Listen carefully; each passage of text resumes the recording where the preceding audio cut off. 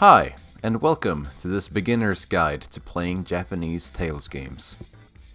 In this video, I will give you a couple of tips on how and what to study in order to get into them, as well as point out some resources you can use to make life easier. Let's get started.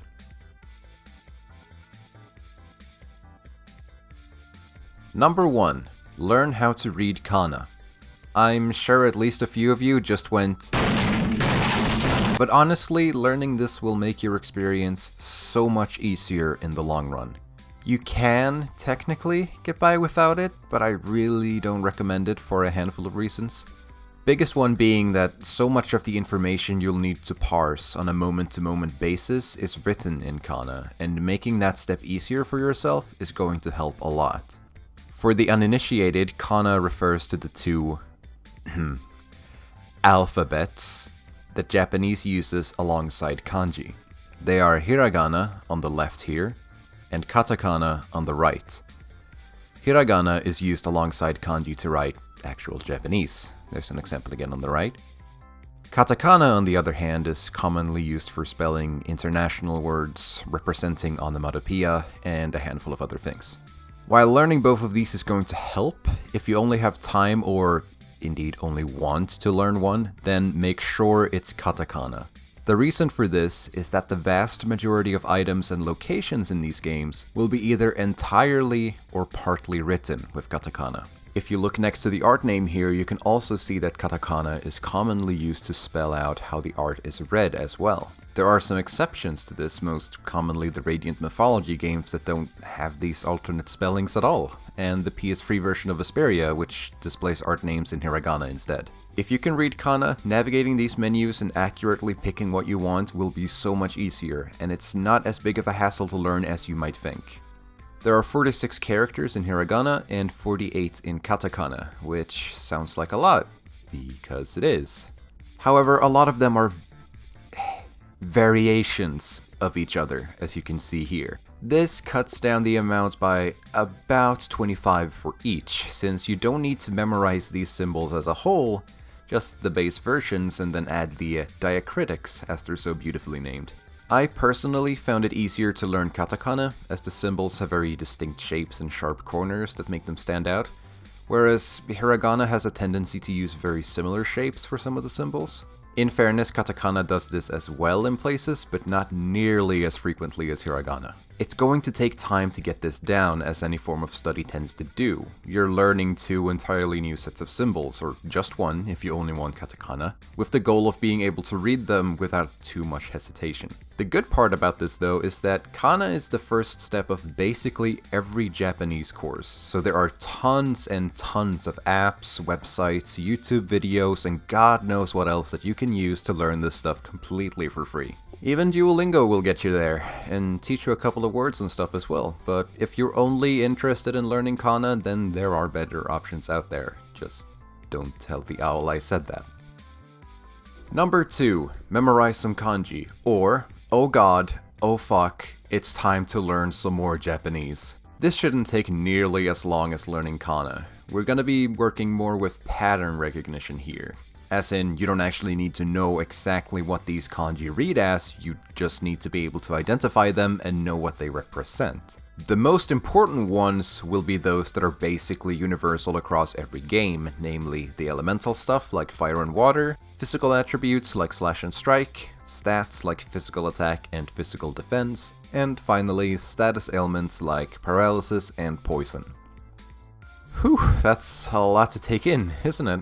Well, don't worry, you're gonna be practicing these basically all the time as you're just playing the game. If you equip a new armor and see that these two stats go up, chances are they're your defensive stats. Same goes for weapons, accessories, herbs, you name it.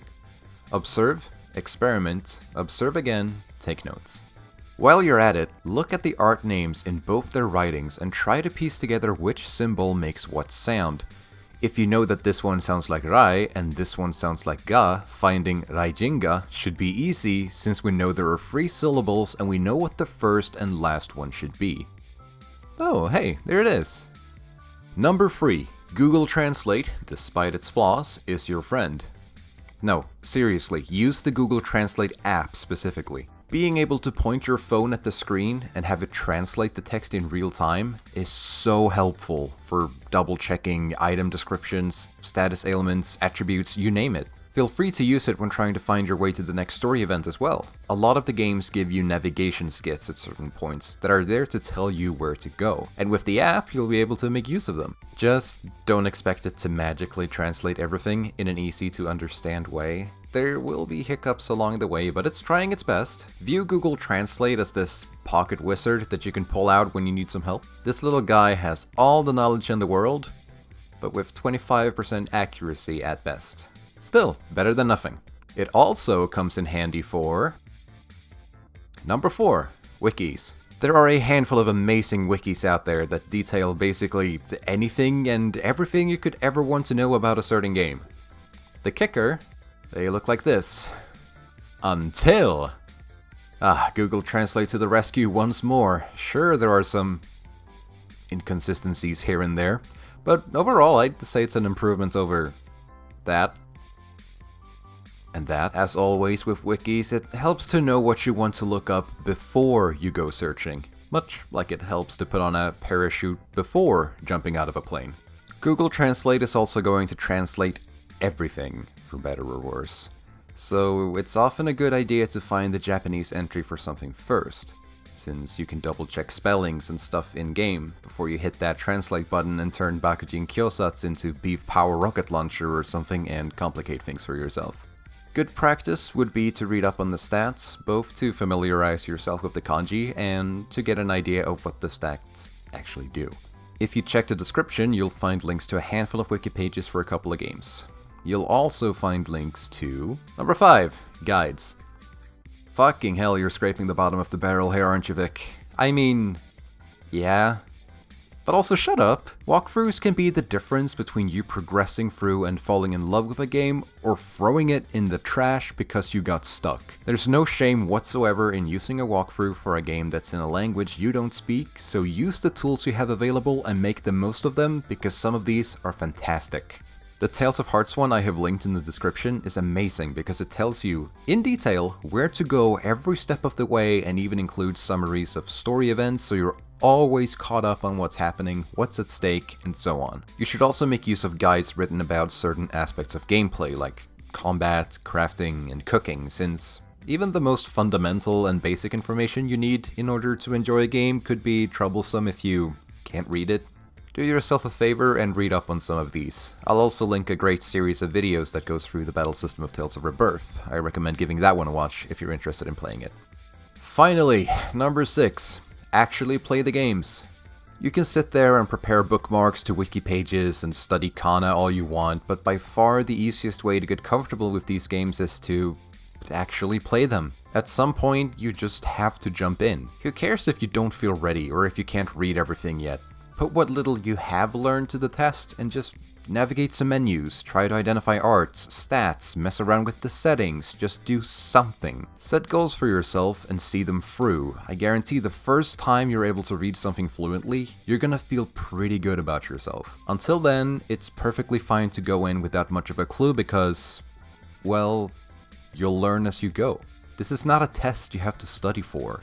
It's a skill you're trying to learn for fun, right? Heck, I played through the first couple of Pokemon games before I even knew English, and I was a little kid back then. You can do the same with these games. The language barrier is there, but it's not impossible to get past. If you're still unsure where to start, I recommend either Destiny DC or Hearts, because the language barrier is very lenient in those games. There are virtually no puzzles that require you to read or input anything in Japanese, like some other titles. If you play either of them, you'll be able to pick things up as you go and get comfortable with Kana and the important kanji I mentioned earlier, all without having your lack of Japanese skills impede your progress in any significant way.